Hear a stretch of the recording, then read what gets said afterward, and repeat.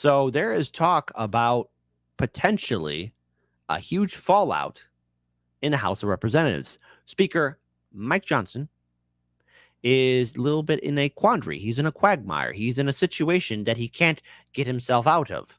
So let's start from the beginning. What caused all of this? What caused Speaker of the House Mike Johnson to be in this situation? Well, he is upsetting members of his own political party, House Speaker, U.S. House Speaker, to put Ukraine aid bill to a vote.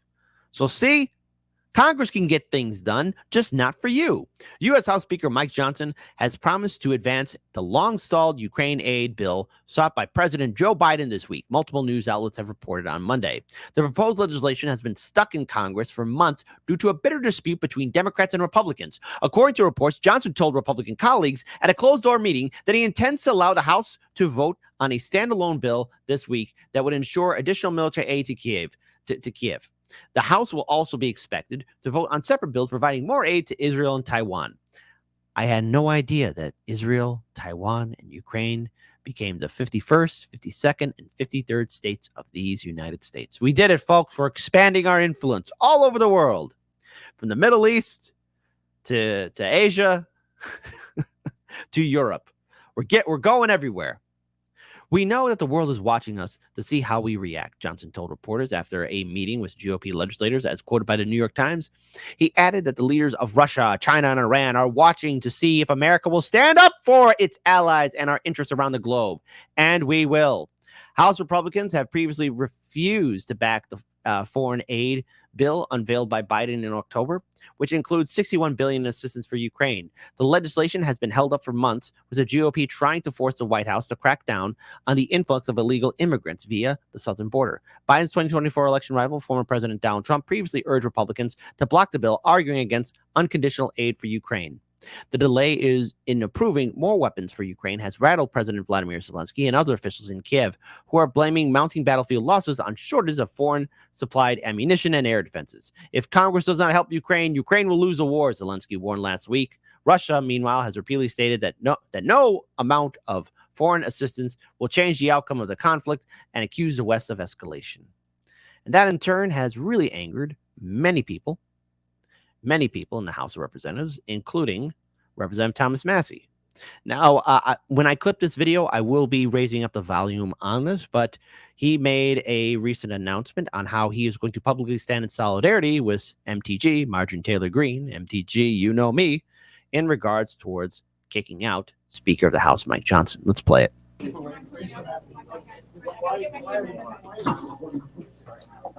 Keep this ball open. Yeah. There's only one person right now who can stop us from going into what happened last fall, and that's Mike Johnson. He's cleaning the barn, that's obvious. He had three things to do. He wanted to do an omnibus that broke all the spending records. He wanted to do FISA without warrants, and I wants to do Ukraine. Those are the three. Now, hold on. I'm going to actually raise up the volume for another video segment in which it's a little bit more clear. It's only 32 seconds, but let's go ahead and play it. There's only one person right now who can stop us from going into what happened last fall, and that's Mike Johnson. He's cleaning the barn, that's obvious. So you want him to resign? You want him to resign? Yes. Yeah, I asked him to resign. What did he say? He said he would not. And then I said, well, you're the one who's going to put us into this.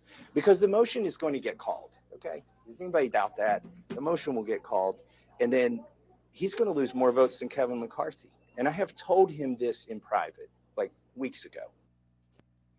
So let's continue on with the rest of this other video. People who are pushing him are dead riding that horse until it collapses. Congressman, can you clarify exactly what Yes. exactly? Yeah, I asked him to resign. When did you ask him? He said So in case you can't hear it, and I will be raising up the volume, Representative Thomas Massie did ask Speaker Mike Johnson to resign. And this is going to potentially lead to maybe during a presidential election cycle, another force of vote situation. It's going to be pure gold. Once again, the Republicans are proving that force of vote does work. What a sight it would be if we actually had Democrats actually have a backbone, a spine, if they actually could do that. they were not. And I said, well, you're the one who's going to put us into this. Because the motion is going to get called, okay? Does anybody doubt that? The motion will get called, and then he's going to lose more votes than Kevin McCarthy. And I have told him this in private, like weeks ago. So, I mean, When did you ask him to resign? Right in there. Just today. So Congressman, help us understand that he's not resigning. Are then you going to push a motion to vacate this week? No, I'm not going to call the motion to vacate. But I will tell you that if it is called, there will be a lot of people who vote for it. How does this help? How does a motion to vacate against Speaker Johnson help the country? Some would say we'd be rudderless, but we have a rudder. We're steering everything toward what Chuck Schumer wants. There has not been a change. I mean, if the country likes Chuck Schumer, then they should like what Speaker Johnson's accomplished in the House. Divided. who would be their successor here? No, hey, there's no shortage between that. Yeah, but we went through this last fall. Yeah, and then we ended up with some guy nobody in America ever heard of, right? So you're There's always somebody. but are you willing to do that again? I guess? No, I'm trying to prevent that, right? Remember, let's start back at the beginning. If somebody calls a motion to vacate on the floor, then and it succeeds, which it will, now you have no speaker. And then you have a temporary speaker, and it's a hot mess. If, like when Boehner left, Speaker Johnson would announce that he is leaving as soon as we get another speaker, and that we can commence finding that person, or at a certain date certain in the future he will leave, then we still have a speaker. We have Speaker Johnson, who can pass all these wonderful messaging bills, do the things that we do. We can have subpoenas. The committees. Now hold on. I got to give a shout out to the audience. This is why I love my viewing audience. Kinky writes, Massey's right. Speaker Johnson is a solid Democrat. Let's see. Hold on. Earl of Laurel, keep it family friendly. This guy will always be Gil Bates to me.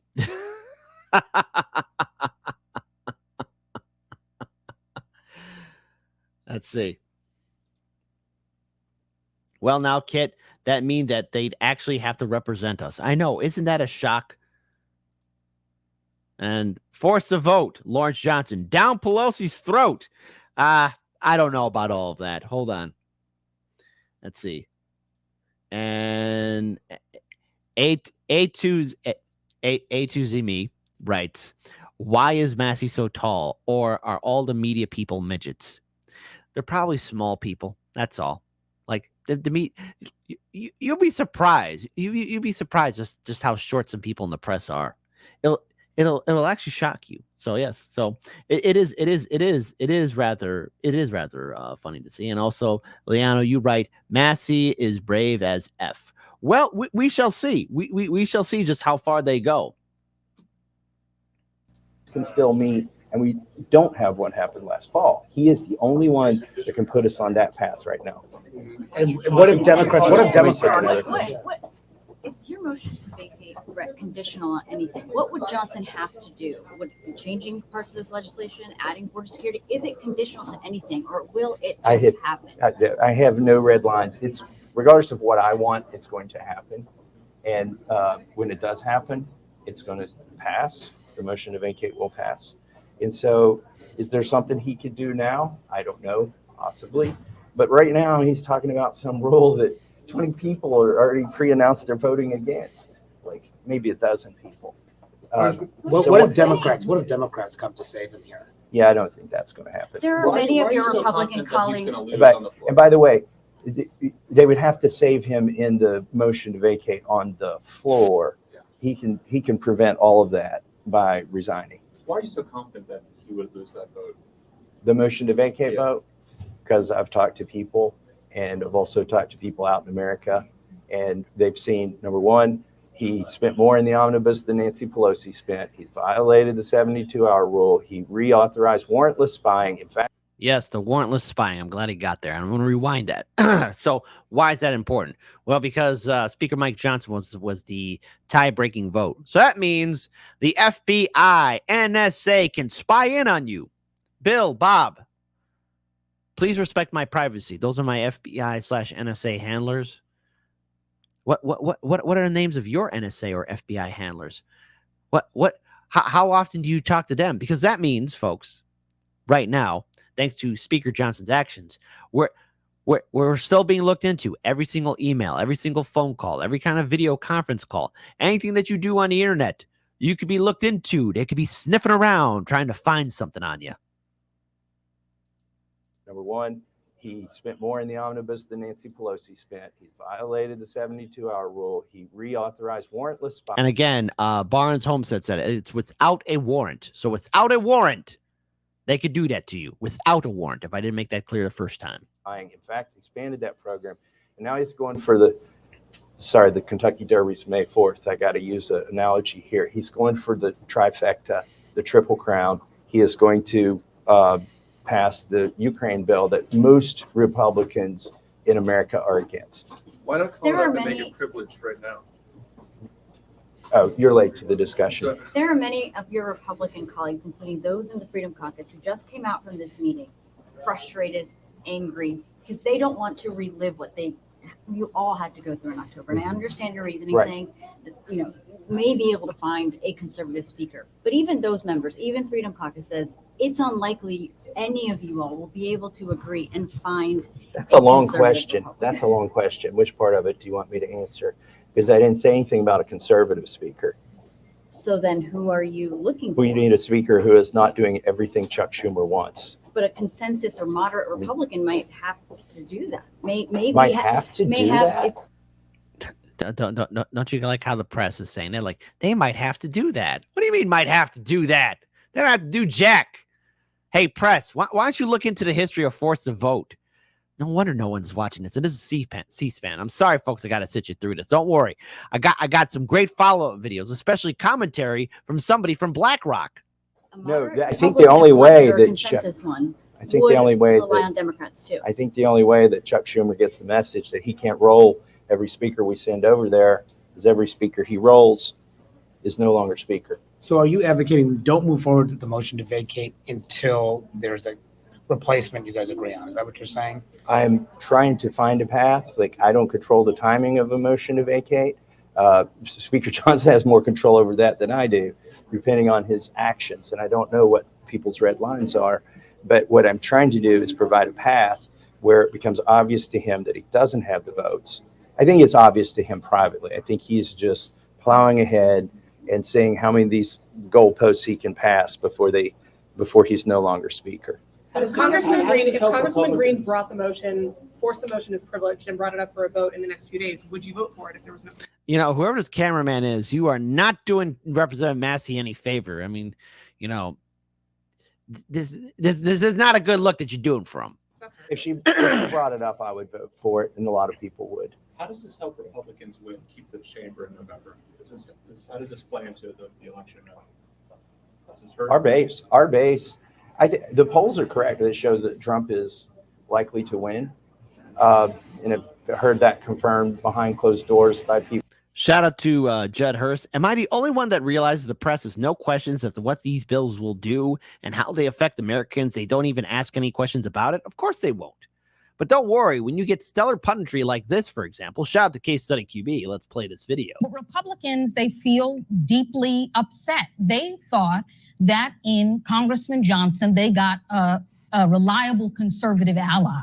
The FISA, their surveillance authority, something that they have railed against for years, something that he could have put up a fight against and actually even joined together with some progressives in Congress to quash that. Yeah, that was never going to happen. He didn't even fight on that. And so that is why you see sort of this, I think, groundswell of Republicans willing to take him down at this stage. It could be another big mess in the House. But Republicans... Now, hold on. It gets better. This next person you're going to see, well, he's somebody associated with a little organization you never heard of called BlackRock. But those few individuals in a very small majority have a very strong voice. And I will say this, if the Democrats take control in a majority that's similar, I think that they're going to find that they have individuals in their caucus that act the same way. We have not had a majority party with this small of a majority since the 1940s. Would they get rid of their speaker though, I guess is a question. No. Let's assume that it's a Speaker Hakeem Jeffries and you're talking about, let's say, the squad or whatever. Do you think that they would be willing to get rid of Hakeem Jeffries? Because I It kind of did- doubt it. Well, I think you're probably right, but I think that they would gum up the works and really stop legislation going forward sure. that I agree with? Absolutely. But those Let me just show this. You here. Shout again to Case Study TV. BlackRock Group, founding partner and casually giving political commentary on behalf of the elites. You will not see a labor activist giving commentary in the same way. Don't you love it? Don't you love it indeed? Not only is he associated with the former Trump administration, but he's also a founding partner, the BlackRock Group. Good old Mike. Well done, Mike. Well done indeed. So what can we take away from this? There is going to be a showdown. There is going to be a toe-to-toe slug match between Representative Thomas Massie as well as Speaker Mike Johnson. When we see this kind of pushback, especially knowing the fact that Mike Johnson is going to be complying with the Democratic Party in regards to getting this Ukraine aid as well as Israel aid bill passed, as well as aid for Taiwan, of course, it's going to be angering many of the conservatives who also want to see, quote unquote, a more secure border. My feeling on this, and what I'm very upset at, is that the Democrats, especially those who are the quote unquote squad members, are once again going to get an education about how force the vote works. Now, we know how the Democrats are going to vote. We all know that they're going to be standing in solidarity with their party. We could potentially see another fight for the speakership like we did see last fall in 2023. It is an uphill fight to witness, and it is something that I find to be entertaining and hilarious because the Democrats are not a serious organization. They deserve to be called out. They deserve to be laughed at. They deserve to be ridiculed because these jagoff politicians, they don't respect us. They have no idea really how to represent us or fight for us. Nobody's asking any serious questions in regards to how these bills affect us. And so now, when the Democrats are once again, especially people like AOC, are going to see the Republicans fight for the speakership house, just remember, if the Democrats ever do get a majority in the House of Representatives, they are not ever going to challenge somebody like Hakeem Jeffries. Nancy Pelosi, her time is done. I know all the latte drinking liberals are crying. So there you go. But Hakeem Jeffries, he's the House Minority Speaker. The Democrats secure enough seats, maybe potentially in the 2024 election cycle, and they are going to fall in line with Hakeem Jeffries. They are not going to break the party because they're good at following orders. But force the vote does work. It's a shame that the quote-unquote progressives don't use it.